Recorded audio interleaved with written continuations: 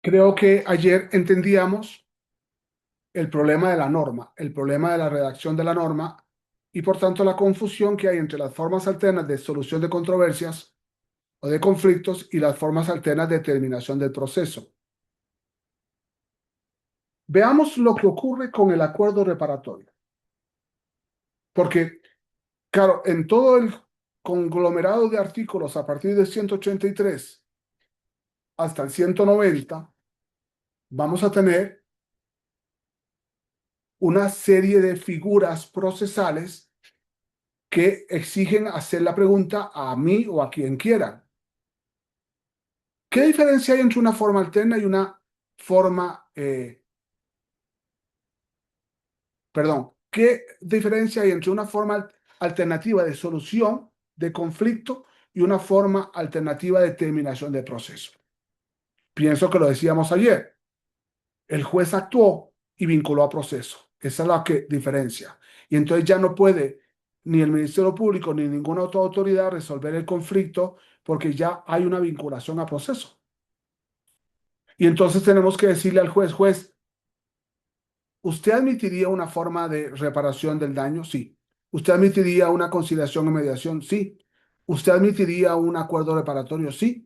¿Usted admitiría una suspensión condicional del proceso? Sí. Pero es un caso en el que usted ya vinculó a proceso. ¿Qué importa? Porque la única diferencia es un problema de procedimiento. Mientras en cualquier otro caso se puede acudir al Ministerio Público, en todos los demás casos se tiene que acudir al juez porque el juez vinculó a proceso. Es decir, hay una decisión jurisdiccional que además en México inicia el proceso penal. Y por tanto, si se inició el proceso penal, debe terminar en sentencia condenatoria o en sentencia absolutoria. Claro, y los acuerdos reparatorios son soluciones alternas de terminación del proceso, sí, si ya se vinculó. Y si no se vinculó, es de solución de conflicto.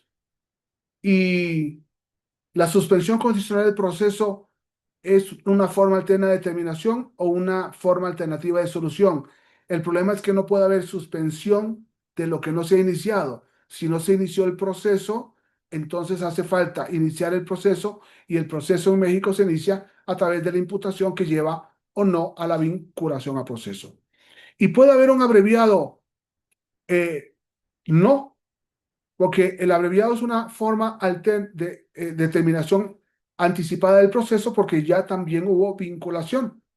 Entonces, lógicamente, nos damos cuenta que sí hay un error en la redacción de la norma que, aclaro, no me perjudica, no me perjudica.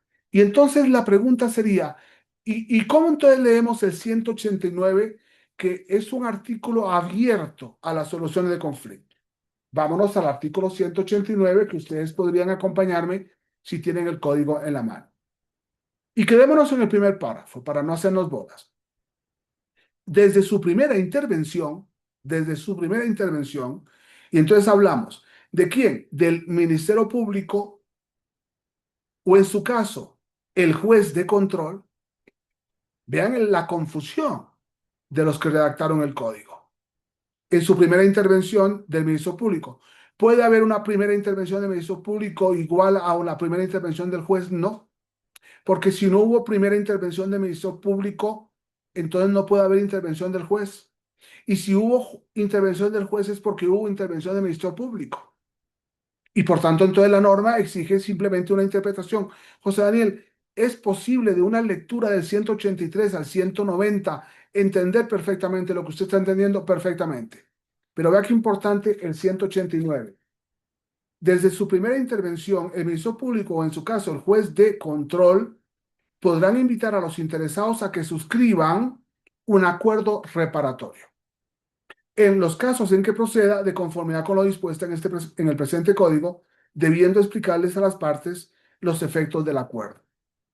¿A qué lleva la conciliación? A un acuerdo reparatorio.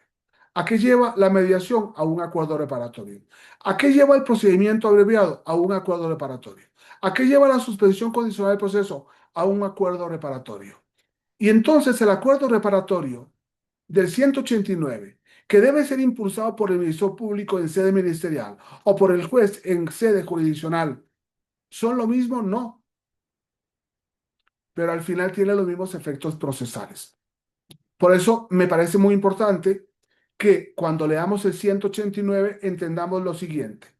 Desde su primera intervención, el Ministerio Público o en su caso el juez de control podrán invitar a los interesados a que suscriban un acuerdo reparatorio, una suspensión condicional del proceso, una conciliación, una mediación, una junta restaurativa o cualquier otra forma alternativa de solución del conflicto.